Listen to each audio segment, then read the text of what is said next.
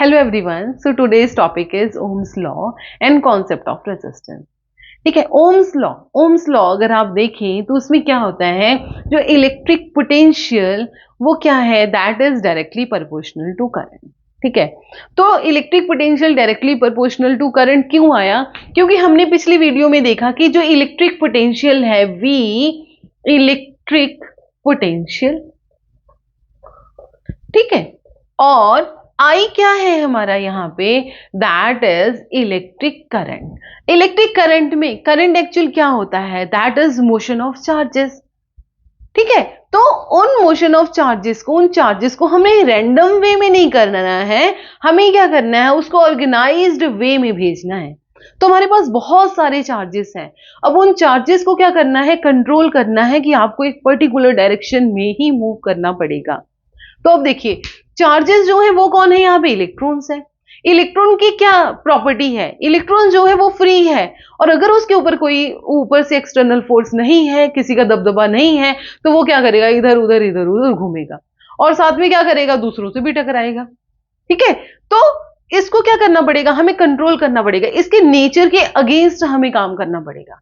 तो उसके लिए क्या लेकर आना पड़ेगा, हमें इलेक्ट्रिक पोटेंशियल लेके आना पड़ेगा, मतलब एक एनर्जी लेकर आना पड़ेगा, एनर्जी सोर्स लेकर आना पड़ेगा।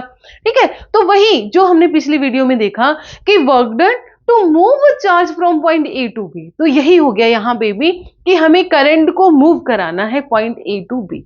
मतलब ये हमारी वायर है, ये अगर मेरी वायर है तो यहाँ पे चार्जेस हैं, उनको क्या कराना है, मूव कराना है। तो उसको मूव कराने के लिए मुझे क्या करना पड़ेगा, एक्सटर्नल वर्क डन करना पड़ेगा। वो एक्सटर्नल वर्क डन क्या था, यूनिट चार्ज मूव कराने के लिए, that is your electric potential. ठीक है, तो इलेक्ट्रिक पोटेंशियल हमारा V है। अब हमें पता है V जो है दैट इज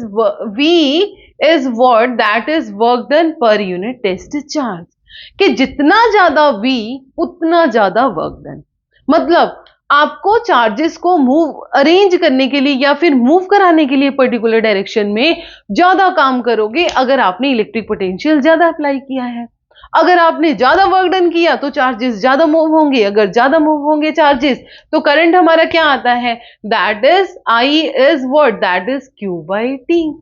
ठीक है, तो इस तरीके से आप देख सकते हो कि हमारे पास जो चार्जेस है वो क्यू बाई टी। इसको और एक जनरल एग्जांपल से हम लोग समझ सकते हैं, क्योंकि यहाँ पे साई-फाई में आपको मेन जो हमारा मोटिव है वो यही है कि हमें फिजिकल कॉन्सेप्ट समझने हैं, क्योंकि बहुत सारी वीडियोस अवेलेबल हैं, वहां पे आप देख सकते हो कि इसकी डेफिनेशन क्या है, फॉर्मूला क्या है, वो तो हर एक जगह आपको मिल जाएगा।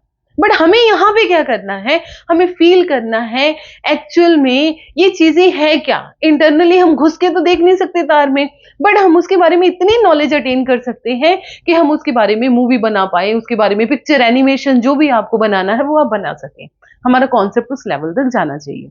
ओके, सो मैं यहाँ पे एक और एग्जाम्पल कंसिडर करने की कोशिश करूंगी। फॉर एग्जाम्पल हमारा स्कूल है, स्कूल में क्या है, बिफोर असेंबली सारे बच्चे प्लेग्राउंड में इकट्ठे हो गए, और वहां पे सब क्या है, रैंडम मोशन में है, सब इधर उधर भाग रहे हैं। अब क्या है, पीछे से मान लीजिए पियोन आ जाता है, तो वो क्या करता है कि हाँ भी सारे बच्चों को बोलता है कि आप लाइन में खड़े हो जाओ, उनकी बात कोई नहीं मानेगा। तो अब क्या है, कोई टीचर आए, वो टीचर मान लीजिए नर्सरी क्लास के हैं। ठीक है, अब नर्सरी क्लास के जो टीचर हैं, पता है जो 10th क्लास के बच्चे हैं वो अपने आप को ही बहुत बड़े समझते हैं कि हम तो बहुत बड़े हैं, तो वहां पे उनकी बात बहुत कम, बच्चे जो बहुत सिंसियर होंगे उनको डर लगेगा, अरे भाई ठीक है टीचर आ गई हैं या टीचर आ गए हैं, तो वो थोड़े से अरेंज हो जाएंगे। बट ज्यादातर बच्चे तो हमें पता है कैसे होते हैं, तो इसलिए क्या होगा कि वहां पे अभी सारे बच्चे बिल्कुल एक ऑर्गेनाइज वे में अभी नहीं खड़े हैं, तो क्या करना पड़ेगा, उनके क्लास टीचर को लेकर आना पड़ेगा। तो वी पहले क्या था, हमारा स्मॉल था, पियोन। ठीक है, पहले जीरो था हमारा वी, फिर हमने स्मॉल वी अप्लाई किया, फिर उसके बाद नर्सरी क्लास के टीचर आए, फिर केजी के आ गए, इस तरीके से करते करते हमारा पोटेंशियल इंक्रीज हो रहा है। बट मान लीजिए अगर प्रिंसिपल आ जाते हैं तो उस टाइम पे फटाफट सारे क्या करेंगे, एक पर्टिकुलर वे में अपने आप को ऑर्गेनाइज कर लेंगे, लाइन सारी बन जाएंगे, सब रेडी हो जाएंगे। ठीक है, तो सेम यहां पे भी वही चीज है, जो इलेक्ट्रिक पोटेंशियल है ना, वो क्या कर रहा है, वर्क डन अप्लाई कर रहा है चार्जेस को मूव कराने के लिए। तो जितनी ज्यादा V की वैल्यू होगी उतने ज्यादा चार्जेस पास होंगे। तो चार्जेस क्या है, फ्लो ऑफ चार्ज क्या है, दैट इज करंट। सो यहां पे आप इस तरीके समझ सकते हो, जो वोल्टेज है that is directly proportional to I है। Okay, so it is your Ohm's law. But अगर हम लोग इसको देखें कि हाँ भाई, यहाँ पे आपने पढ़ा होगा ओम्स लॉ वैलिड होगा कब तक होगा, जब तक इसकी कंडीशंस जो है, एक्सटर्नल कंडीशंस मींस टेम्परेचर है, प्रेशर है, वो सारी चीजें जो है वो कांस्टेंट रहनी चाहिए। अगर आपने टेम्परेचर इंक्रीज कर दिया, प्रेशर इंक्रीज कर दिया अपने कंडक्टर के ऊपर, फिर ये ओम्स लॉ फॉलो नहीं होगा। ठीक है, वो कैसे, अब देखिए, अब जैसे हम लोगों ने एग्जांपल ली थी, अब प्रिंसिपल सर आ गए, मान लीजिए वहां पे आग लग जाए, ठीक है, तो अब कोई भी वहां फायर बर्निंग हो रही है, तो क्या करोगे उस टाइम पे भी आप देखोगे कि हाँ भी उनका क्या है प्रिंसिपल, उनके क्या रूल्स हैं, तो उनके अकॉर्डिंग मुझे लाइन में ही खड़े रहना है। तो वहां पे हमें पता है कि वहां पे हमें दौड़ना ही दौड़ना है। तो अगर आपने हीट बढ़ाई तो उसकी वजह से क्या हो रहा है, यहाँ पे अगेन रैंडम हो गया मोशन। तो यहां पे भी ऐसे ही है, अगर आपने टेम्परेचर इंक्रीज कर दिया तो आपका जो पोटेंशियल है that is not directly proportional to I, तो वहां पे चेंज आ जाएगा। और दूसरी तरफ अगर हम लोग प्रेशर बोलते, प्रेशर इंक्रीज करना, प्रेशर इंक्रीज करना मतलब एक हॉल में सारे बच्चे खड़े हैं, अब इंक्रीज करने का मतलब पीछे से आपने हॉल की वॉल को क्या करना शुरू कर दिया, कंप्रेस करना शुरू कर दिया। तो कंप्रेस करना शुरू कर दिया मतलब जो वॉल्स हैं वो और पास पास आती गई, वॉल्यूम कम होता जा रहा है, वॉल्यूम कम होता जा रहा है, तो क्या होगा, अभी भी सब लाइन में खड़े होंगे नहीं, फिर उस टाइम पे क्या करेंगे, सब अपने आप को रीअरेंज करेंगे। तो इस तरीके से एक्सटर्नल कंडीशंस जब तक कांस्टेंट है तब तक ओम्स लॉ हमारा वैलिड होगा। तो उस केस में हम लोग क्या कह देते हैं कि V is equal to I R. जो R है वो क्या है, ऑब्जेक्शन है, ओपोजिशन है, कि चार्जेस को फ्लो नहीं होने देना है पर्टिकुलर वे में। ठीक है, तो वो हमारा क्या है, R है। तो यहां से हमें समझ में आ रहा है कि हाँ भी ये ओम्स लॉ वैलिड कब होगा, जब एक्सटर्नल कंडीशंस हमारी कांस्टेंट होंगी, उस टाइम पे जो R है वो हमारा कांस्टेंट होगा। अब R कहां से आया, R देखिए यहां से हमें दिख रहा है कि जो V है दैट इज आई आर। अब रेजिस्टेंस का मतलब क्या है, resistance means opposition to flow of electrons. तो फ्लो ऑफ इलेक्ट्रॉन मतलब हमें पता है, हमने प्रीवियस वीडियोस में ये चीज पढ़ी है कि हमारे पास कोई भी कंडक्टर है तो उस कंडक्टर में क्या होता है, पॉजिटिव चार्जेस होते हैं और हमारे पास फ्री इलेक्ट्रॉन्स होते हैं। तो फ्री इलेक्ट्रॉन्स हमारे हैं, वो फ्री इलेक्ट्रॉन क्या करते हैं, यहां वहां इस तरीके से मूव करते हैं।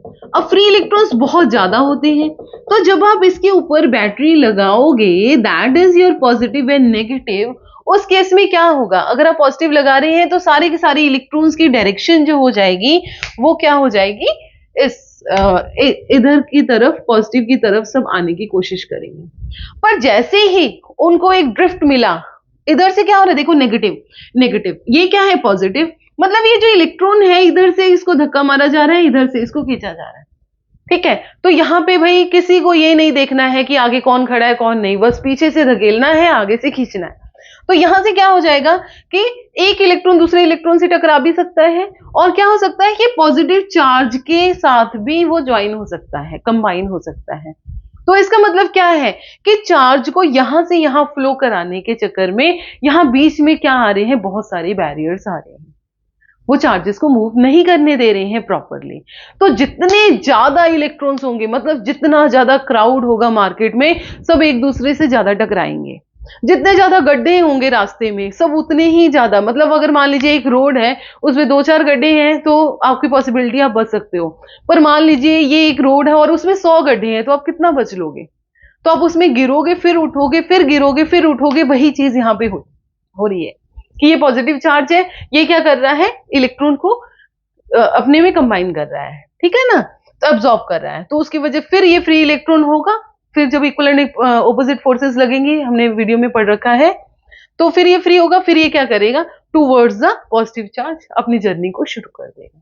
ठीक है, तो रेजिस्टेंस का समझ में आया कि रेजिस्टेंस किसकी वजह से आ रहा है। रेजिस्टेंस, एक तो मेटल में बहुत सारे फ्री इलेक्ट्रॉन्स होते हैं, वो आपस में कोलाइड करते हैं, तो वो कोलिजन की वजह से हमारे पास एक ओपोजिशन क्रिएट हो रहा है।